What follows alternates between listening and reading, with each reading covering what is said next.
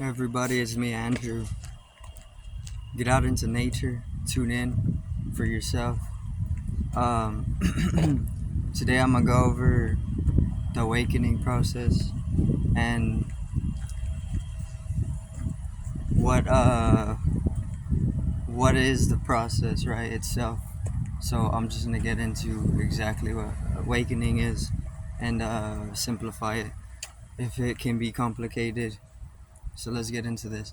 The awakening is pretty much uh expanding consciousness to the point where you start to wake up, right? Wake up to the nature of life, which the nature of life is pretty much, it's very dreamlike, right? So the whole thing is already a dream. And you can kind of get caught in the Maya. The Maya is the illusion, the illusory world. Um, the world period, the world itself is just it's a stage, or it's a setup, it's a drama, or it's an illusion, right? Everything that is set up is literally the illusion, the Maya, um, down to your experience of it, right? The experience is the stage. um, so what the awakening is waking up to know this, right? To experience this, experiencing that, experiencing the nature of it is going to lead, or is found within the process of awakening. So whenever you're waking up spiritually, there's experience. You're gonna be having experiences which are that of spiritual awakening, right? So the type of experience that you would be having if you find yourself in the process of waking up are experiences that are transcendental in their nature, right? So you can attach yourself, you can find attachment within the identity, whatever identities that you have, whatever identities that you've been caught in and are programmed with or conditioned with. There's attachment that comes with it. So if you're over-identified with the physical body or the mind, or if you're over-identified with a certain aspect of your being that leads to an imbalance in your total system, that imbalance is going to manifest in some type of let me see. The imbalance is going to manifest within your consciousness, right? And the imbalance itself can throw you into a dissonant status, right? And whenever you're found in a dissonant status, it's very hard to have that universal experience, right? Because you're misaligned or you're imbalanced. It's very, very difficult in that state of imbalance to be able to transcend, to have experiences that are beyond the mundane, right? But this is all, that's part of the process of waking up, because in order to wake up you had to have been asleep, right? You had to have been completely unconscious of the nature of your nature, which is divine, right? So the whole process of waking up is waking up to the divinity, of all is one energy, or all is one being. Due to this fact, that's the nature of it, that's the reality of it, and because that's the reality of it, there's purity to be found within that realization, that state of realization, and that purity is centeredness.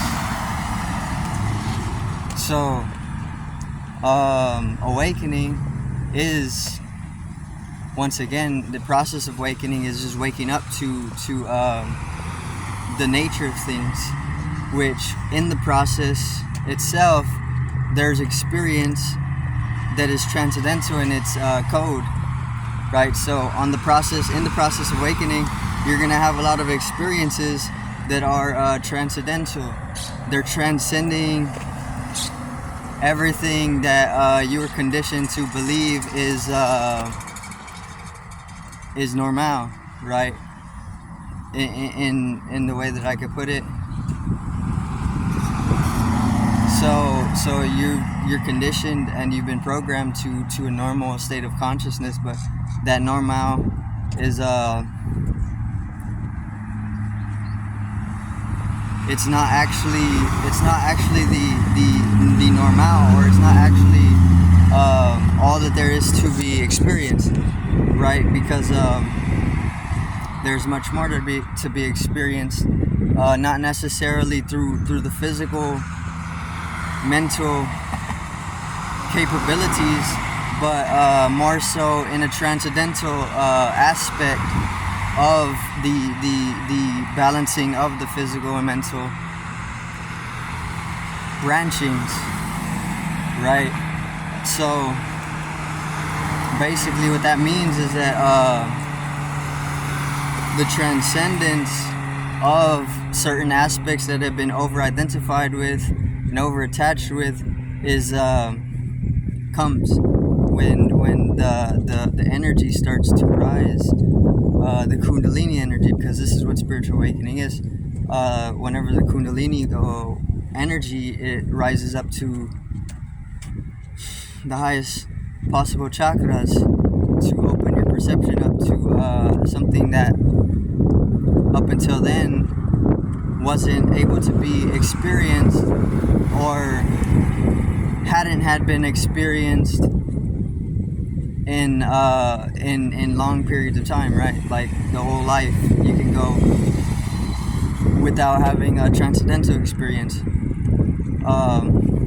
other than whenever you're born or whenever you're in the womb, right? Because when you're in the womb, you are cosmic conscious, because you're just floating in space until you're born, and then you start conceptualizing and come into the dimensionality, right?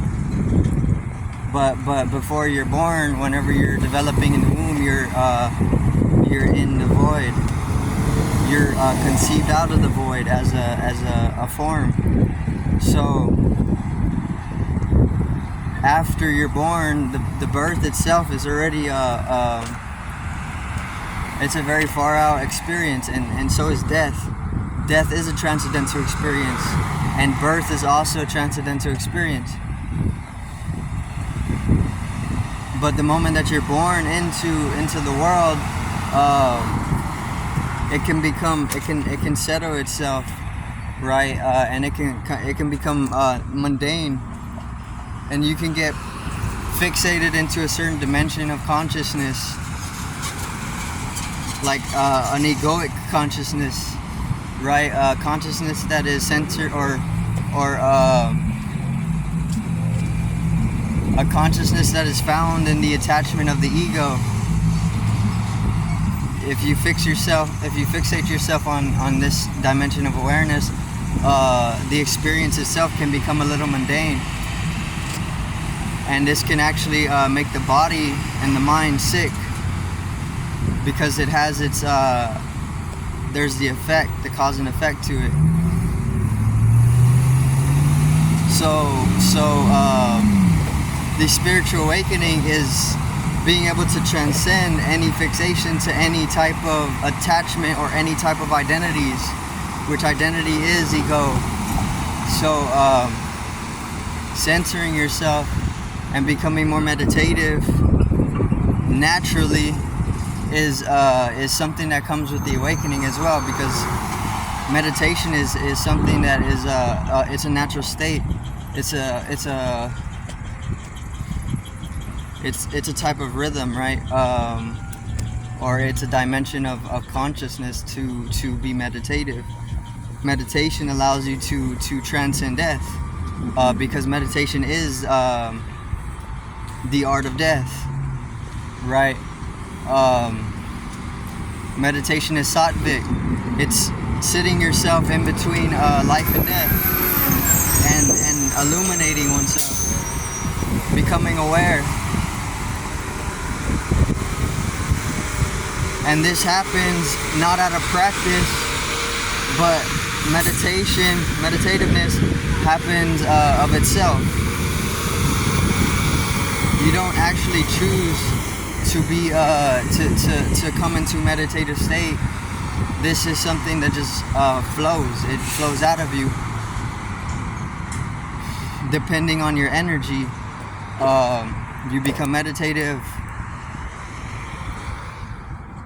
according to or in tune with nature, right? The more that you tune yourself into nature, or just the process, not even necessarily nature, because all is nature, but just the process of things, meditation arises. You don't practice it. You can't practice it because it's not something you do, something that happens. But meditation is the illumination, right, of life and death. The transcendence of life and death, which you can become over attached to as well. But attachments can be used as ways of waking up, right?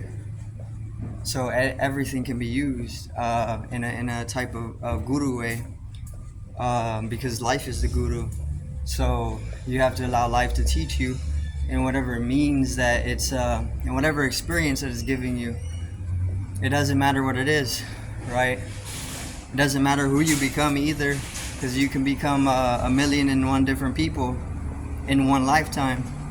But you have to go to that, because on the higher levels, the higher planes of consciousness, you will, if you're into reincarnation, you will be living multiple lives as multiple people, so that you can grow, so that your soul can be nourished, so that you can develop deeper states of bliss, and so that you can transcend into higher realms through the process of reincarnation. But that's fractalized in its design here on this plane of being.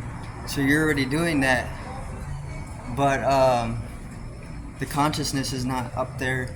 Even though you're doing that, it's just reflecting out, fractalizing out into this plane, right? So the awakening is the spiritual awakening, waking up to the spiritual aspect of things. Centering yourself in spirituality is something that is natural to multiple species, because all beings have a sense of spirituality. It's not just a human being thing. The birds, everything has a sense of spirituality. Plants have a sense of spirituality, right? And waking up to that whole dimension of the process is what it is, the awakening, right? So I do thank everybody for watching. Once again, peace out, one love, and have a great evening.